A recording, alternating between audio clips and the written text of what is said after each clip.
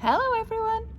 Another Christmas story. I do love Christmas stories, and today I'm in school with the school Christmas tree, which is all decorated with baubles from your family, so it is lovely. Now you should prepare yourselves. Today's story is quite disgusting. The dinosaur that pooped Christmas. Ooh, this is one of my children's favourites, and I know normally I read it to the children in school and they always like it too, but it is truly horrible. From high in the sky, Santa looked down below to houses all cosy and covered in snow, where snoozers were snoozing tucked up in their beds, whilst dreaming the most festive dreams in their heads.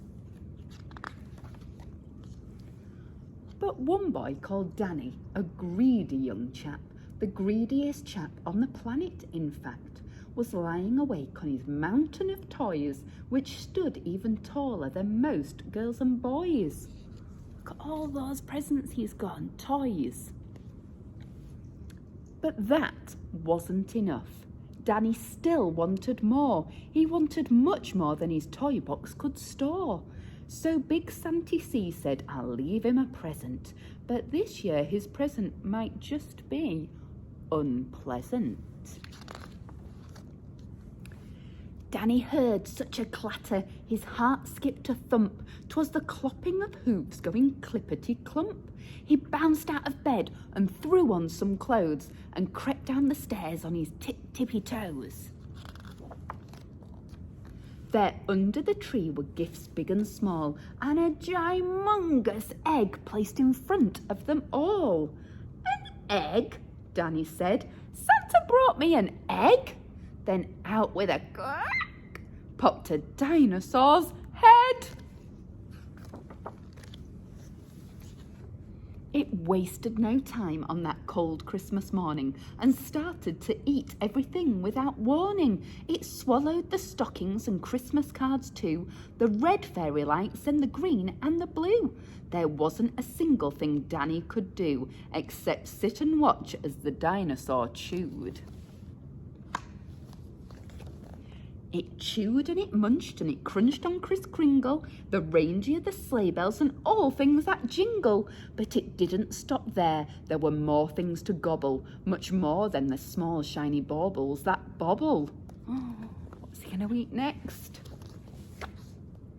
It ate up the cat and the dog and the fish, and from the dishwasher it downed every dish. The tables, the chairs, the walls and the doors. Now nothing was safe, not even the floors. Now, reader, beware. The next part is scary, and if you read on, you'll need new underweary.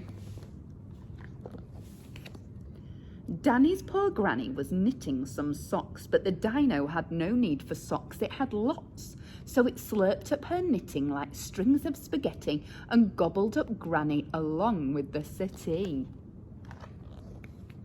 Then it ate Danny's mum. She was gone in one bite. And although Danny's dad tried to put up a fight, the dino had grown to the size of King Kong. With a gulp and a burp, Danny's father was gone. Now nothing was left. All Danny could see was a fat dinosaur where his home used to be. Look how fat that dinosaur's got. Whoa.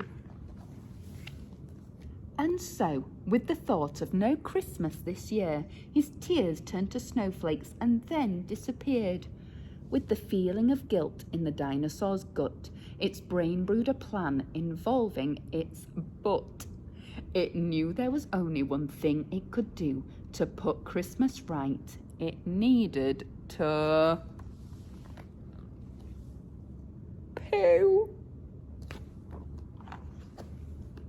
It pooped out the turkey, the toys and the telly, and even the tinsel was now brown and smelly. It pooped all the presents and pieces of puzzle. It pooped all the things it had previously guzzled. And then Father Christmas yelled, "Out of the way!" as he flew from the dinosaur's bum on his sleigh. The dinosaur finally gave a huge push and pooped Danny's parents in one massive whoosh. Last but not least, and never forgotten, Granny plopped out of the dinosaur's bottom. Merry Christmas, said Dan to his whole family as they washed off the presents and put up the tree. And the greedy young chap that you saw just before promised next Christmas he'd not ask for more. And the dinosaur promised he'd not eat a crumb. As you would if Christmas came out of your bum. I did tell you it was a horrible, horrible story, but I do enjoy reading it. Okay, bye-bye.